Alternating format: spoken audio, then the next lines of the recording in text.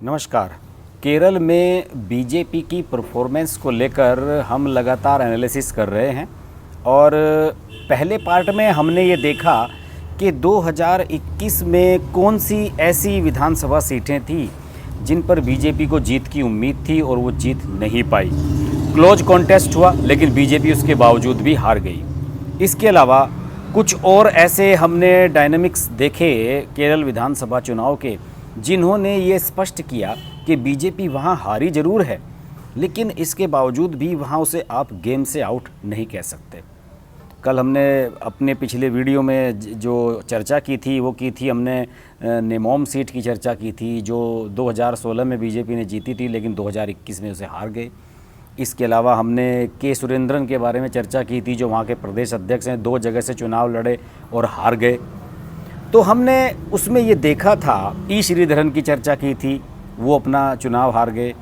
तो हमने ये देखा कि किस तरीके से क्लोज फाइट में बीजेपी हारी। लेकिन अभी कुछ आंकड़े इस तरह के हैं जो मैंने एनालिसिस किया है वहाँ का, वो ये बताते हैं कि आने वाले समय में बीजेपी को आप यहाँ से आउट नहीं कह सकते, क्योंकि बीजेपी यहाँ बड़ी स्ट्रॉन्गली अपना बेस बना रही है और जो वोट शेयर है वो इस बात की चुगली कर रहा है कि आने वाले समय में बीजेपी केरल की एक बड़ी फोर्स होगी। देखिए, आंकड़े साफ साफ ये बताते हैं कि बीजेपी यहाँ पर कितनी बड़ी ताकत है। कम्युनिस्ट दल लड़ रहे थे सारे मिलकर, इसके अलावा कांग्रेस ने यूडीएफ अपना जो गठबंधन है वो बनाया हुआ था जिसमें मुस्लिम लीग भी शामिल थी, और बीजेपी के पास एक आध छोटे मोटे दल के अलावा कोई बड़ी फोर्स थी नहीं। उसके बावजूद बीजेपी मत प्रतिशत जो टोटल वोट शेयर से मिला है उसके लिहाज से यहाँ पर तीसरे नंबर की पार्टी बनने में सफल रही है और अंतर कुछ ज़्यादा नहीं है। जो सीपीआईएम है यहाँ की सबसे बड़ी पार्टी, उसे 25.38% वोट मिले। कांग्रेस दूसरे नंबर पर रही, उसे 25.12% वोट मिले और बीजेपी को 11.3% वोट मिले और टोटल सभी पार्टियों में बीजेपी का स्थान तीसरा रहा। इस लिहाज से ये स्ट्रॉन्ग पोजीशन उनकी कही जा सकती है।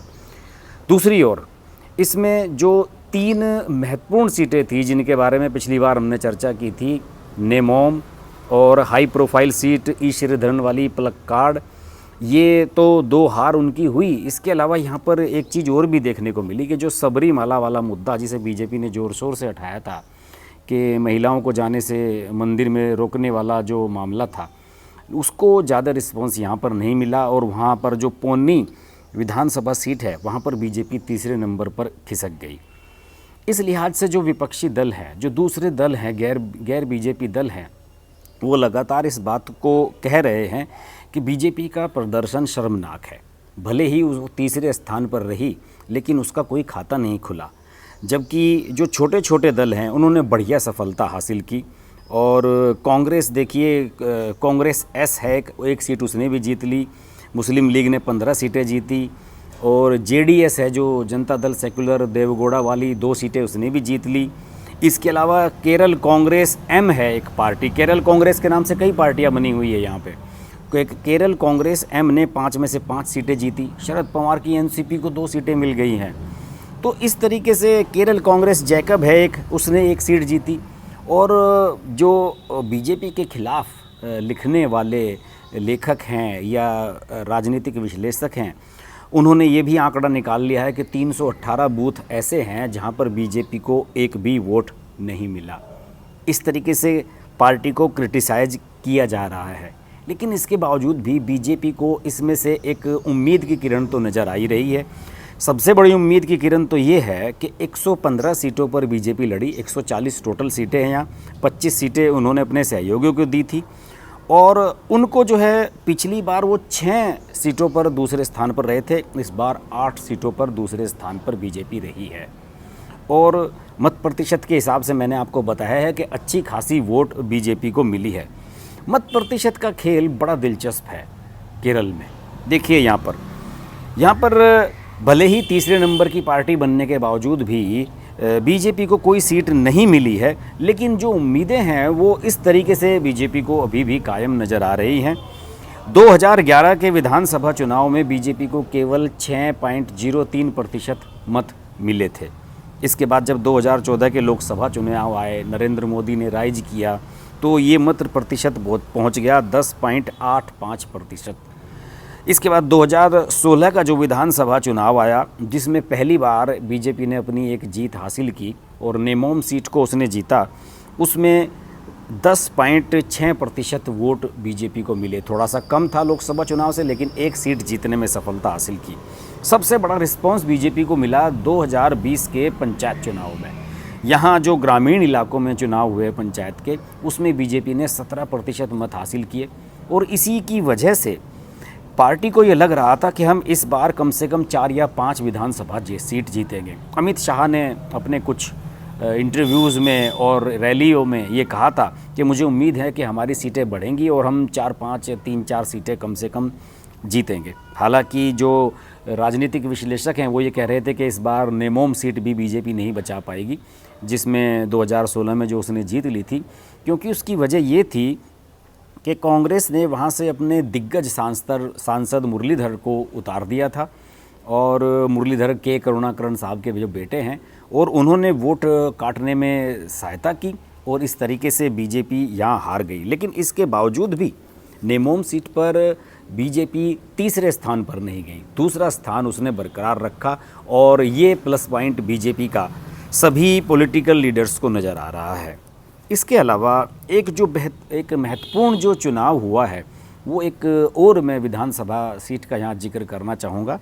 ये विधानसभा सीट है थ्रिसूर विधानसभा सीट पर बीजेपी ने मलयालम एक्टर और राज्यसभा के सांसद सुरेश गोपी को मैदान में उतारा। इस सीट को जीतने के लिए बीजेपी को लग रहा था कि इस सीट पर वो जीत हासिल कर सकती है और इसमें कांटे की टक्कर हुई।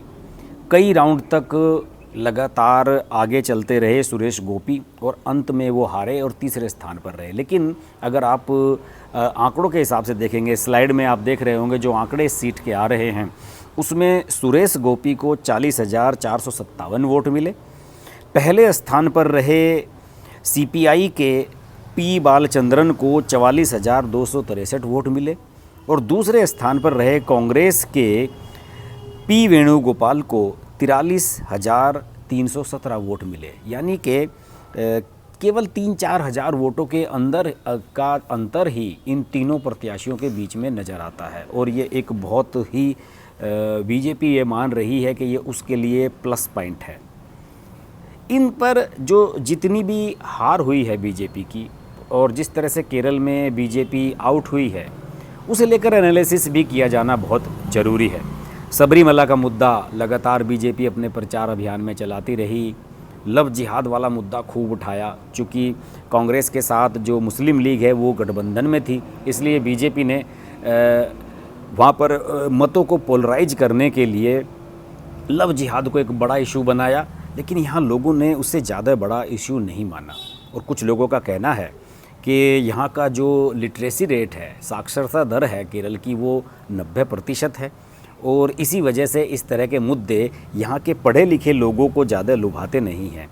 बल्कि कांग्रेस सांसद शशि थरूर ने तो इसे लेकर एक ट्वीट भी किया था कि बीजेपी के ही नेता जो उनके सामने लड़े थे राजशेखर, उन्होंने किसी इंटरव्यू में ये कहा है कि यहाँ पर बीजेपी को दूसरी पॉलिसी से चलना होगा क्योंकि यहाँ पर ज़्यादा पढ़े लिखे लोग हैं और लव जिहाद और इस तरह के जो मुद्दे हैं उन्हें वो ज़्यादा भाव नहीं देते। इसके अलावा कुछ सर्वेज आए थे बीजेपी को लेकर यहाँ चुनाव से पहले ही। एक लोक नीति CDS का एक सर्वे आया था जिसका मैं एनालिसिस कर रहा था और उसमें एक सवाल पूछा गया था कि क्या केरल में तीसरे मोर्चे की ज़रूरत है। आपको पता ही है कि एक LDF मोर्चा है जो सत्तासीन है, लगातार यहाँ पर तीसरी बार सत्ता में आ रहा है, P विजयन वाला वाम दलों का, और दूसरा जो उसके सामने है वो है UDF जो कांग्रेस के नेतृत्व वाला है, यूनाइटेड डेमोक्रेटिक फ्रंट। तो इस बारे में ये चर्चा की जा रही थी कि क्या यहाँ पर तीसरे फोर्स की ज़रूरत है। नरेंद्र मोदी ने चुनाव प्रचार के दौरान कहा था कि यहाँ पर तीसरी फोर्स के बारे में जनता को सोचना चाहिए। इसी पर लोकनीति CDS ने सर्वे कराया और जब ये सवाल लोगों से पूछा गया तो 56% लोगों ने कहा कि नहीं, यहाँ पर तीसरे फ्रंट की ज़रूरत नहीं है। 33% ने ये कहा कि हाँ, इस तरह का कोई फ्रंट होना चाहिए। दूसरी ओर एक सवाल और किया गया इस सर्वे में कि क्या बीजेपी का उत्थान केरल के लिए सही है या बुरा है। तो इसमें 54% ने ये कहा था कि बुरा है और 17% ने कहा था अच्छा है और 14% ने यह कहा था कि यार इससे कुछ फ़र्क नहीं पड़ता बीजेपी हो या ना हो। यानी कि बीजेपी को लेकर यहाँ पर जो आम जनता है उसमें भी कुछ श्योरिटी नहीं है कि हमें बीजेपी को एक्सेप्ट करना है या नहीं करना है। लेकिन बीजेपी अपने लेवल पर जो प्रयास कर रही है उसके जो इन्फ्लुएंसेस हैं, उसके जो संकेत हैं वो तो सामने नज़र आ ही रहे हैं। और बीजेपी ने यहाँ के राजनीतिक समीकरणों को तो पिछले कुछ सालों में बदला ही है निश्चित रूप से। देखिए आरएसएस का यहाँ बहुत बढ़िया आधार है और ये कहा जाता है कि गुजरात से ज़्यादा आरएसएस की शाखाएं यहाँ पर लगती हैं, लगभग 4500 से 5000 के करीब यहाँ पर शाखाएं लगती हैं। लेकिन आरएसएस का मानना है कि बीजेपी की जो स्टेट यूनिट है उसमें जो अंदरूनी राजनीति है उसकी वजह से पार्टी यहाँ पर पिछड़ रही है। और कुछ कार्यकर्ताओं ने तो जेपी नड्डा और अमित शाह को ईमेल किए थे और उन्होंने ये कहा था कि पार्टी को के सुरेंद्रन जो वर्तमान अध्यक्ष हैं और वी मुरलीधरन जो पहले 2 बार अध्यक्ष भी रहे हैं और इस समय विदेश राज्य मंत्री हैं, इनके चंगुल से मुक्त किया जाना चाहिए। वी मुरलीधरन मैं बताऊं पिछले दिनों पश्चिम बंगाल गए थे दौरे पे, उनका वहाँ पर घेराव हुआ था। वही मुरलीधरन केंद्रीय मंत्रिमंडल में यहाँ का केरल का रिप्रेजेंटेशन करते हैं। इसके अलावा यहाँ पर जो पूर्व अध्यक्ष हैं पीके कृष्णदास, उनका एक गुट बना हुआ है। एक तरफ तो मुरलीधरन और सुरेंद्रन हैं और दूसरी तरफ पीके कृष्णदास का गुट है। इनमें आपस में गुटबाजी चलती रहती है। कुछ लोगों का कहना है कि यहाँ पर आरएसएस की ज़्यादा दखलंदाजी की वजह से भी बीजेपी आगे नहीं बढ़ पा रही है। बीजेपी कार्यकर्ताओं ने कई बार इस पर ऐतराज़ किया है। इसके अलावा आरएसएस का जो फोकस रहा है वो उत्तरी केरल पर ज़्यादा रहा है। उत्तरी केरल में वो कम्युनिस्टों से झगड़ा होता रहा है और वहाँ पर हिंसा होती रही है। बहुत से लोग बरसों बरस से मारे जाते रहे हैं। इसे लेकर भी लोगों का ये मानना है कि आरएसएस का बीजेपी के साथ जुड़ाव, लोगों को ये लगता है कि इससे राज्य में हिंसा को बढ़ावा मिलेगा। इस वजह से भी हो सकता है कि केरल के लोगों के बीच में अभी बीजेपी की वो धारणा नहीं बन पा रही है। इसके अलावा एक बहुत बड़ा ब्लंडर यहाँ कभी हुआ था जो मुझे अध्ययन के दौरान ही पता लगा कि 1991 के जो विधानसभा चुनाव हुए थे उसमें कांग्रेस, मुस्लिम लीग और बीजेपी ने एक अलायंस किया था और कम्युनिस्टों के खिलाफ ये तीनों खड़े हुए थे। और लोगों का ये कहना है कि ये ऐसा अव्यावहारिक गठबंधन उस समय बना था जिसकी वजह से बीजेपी का यहाँ पर पतन हुआ और बीजेपी अपना आधार नहीं बना पाई। कांग्रेस, मुस्लिम लीग तो आज भी है लेकिन बीजेपी अपना आधार नहीं बना पाई। कभी वो कांग्रेस और मुस्लिम लीग के साथ गठबंधन में चली गई थी। मुझे हालांकि इसके बारे में कोई ज़्यादा मालूमात नहीं है कि ऐसा क्यों हुआ था, क्योंकि उस समय राम मंदिर लहर चल रही थी और मुझे लग रहा है कि बीजेपी को साथ लेने में कांग्रेस ने यहाँ भलाई समझी होगी। वैसे भी कांग्रेस यहाँ अजीबोगरीब प्रयोग करती रही है। जहाँ कांग्रेस पश्चिम बंगाल में वाम दलों के साथ रहती है, यहाँ वाम दलों के खिलाफ चुनाव लड़ती है। तो कांग्रेस की भी यहाँ को लेकर कोई स्पष्ट नीति नज़र नहीं आती है। अलबत्ता बीजेपी के वोट बैंक में, वोट शेयर में 2004 के लोकसभा चुनावों के बाद सुधार होना शुरू हुआ है और जैसा कि मैंने आपको पहले बताया, धीरे धीरे आंकड़े बीजेपी के समर्थन में आते चले जा रहे हैं। इसके अलावा ऐसा नहीं है कि बीजेपी अपनी कमियों से ही हारी है। एलडीएफ जो यहाँ पर पी विजयन के नेतृत्व में जो चुनाव लड़ रहा था उसने अपनी रणनीति भी बढ़िया रखी। एलडीएफ ने इस बार 33 विधायकों के टिकट काटे क्योंकि एलडीएफ को ये लग रहा था कि 2 बार से हम सत्ता में हैं तो लगातार उन्हीं चेहरों को देखते देखते लोग परेशान हो जाते हैं। कई बार लोगों में उनके प्रति नाराज़गी होती है, तो इसलिए बेटर है कि कुछ युवा चेहरों को आगे बढ़ाया जाए और ऐसा किया और उनका ये प्रयोग सफल रहा और 97 सीटें जीतने में सफल रहा उनका गठबंधन। देखिए उन्होंने अपने जो प्रदेश के वित्त मंत्री हैं और दिग्गज नेता हैं कम्युनिस्ट टीएम थॉमस इसाक, उनको भी चुनाव नहीं लड़ाया। तो इस तरीके से यहाँ पर ऐसा नहीं कि बीजेपी केवल आरएसएस और अपनी अंदरूनी गुटबाजी की वजह से ही हारी है। कांग्रेस का इस तरह के प्रत्याशियों को खड़ा करना कि बीजेपी जीत ना सके, इसके अलावा एलडीएफ का अपने प्रत्याशियों को में बदलाव करना, एक नई तरह के चेहरों को सामने लाना, नए खून को सामने लाना, ये सब चीज़ें हैं जिनकी वजह से बीजेपी को इस बार यहाँ पर अपना खाता खोलने में परेशानी का सामना करना पड़ा। अलबत्ता मेरा तो ये मानना है कि आने वाले समय में अगर बीजेपी यहाँ पर फोकस करे तो बीजेपी यहाँ पर अपनी एक बड़ी ताकत बना सकती है और आने वाले शायद लोकसभा चुनाव में और कम से कम अब अगले जब 5 साल बाद विधानसभा चुनाव होंगे उनमें बीजेपी निश्चित रूप से यहाँ पर अपना खाता खोलने में सफल हो सकती है। फिलहाल तो समीकरण बीजेपी के समर्थन में यहाँ नज़र नहीं आ रहे हैं, हाँ, लेकिन वोट शेयर का जो मामला है वो बीजेपी के समर्थन में है और लगातार इससे ये एक संकेत तो मिल ही रहा है कि बीजेपी को केरल में नज़रअंदाज किया जा सकता है लेकिन नकारा नहीं जा सकता। आशा है कि जो मैंने एनालिसिस किया बीजेपी की पश्चिम केरल की परफॉर्मेंस का आपको पसंद आया होगा और अगर आपको मेरे वीडियोज़ अच्छे लगते हैं तो इन्हें शेयर करें, चैनल को सब्सक्राइब करें, नोटिफिकेशन के लिए बेल आइकन प्रेस करें जिससे कि आप मैं लाइव मेरे साथ जुड़ सकें और देखते रहें हर्ष की बात लाइव। नमस्कार। हाय, दिस इज़ ज़ारा खान और आप देख रहे हैं हर्ष की बात। हर्ष जी एक बहुत ही अच्छे राइटर हैं, बहुत ही सीनियर जर्नलिस्ट हैं और उनका आर्टिकल पढ़ के हमेशा बहुत अच्छा लगता है because of the way he articulates them.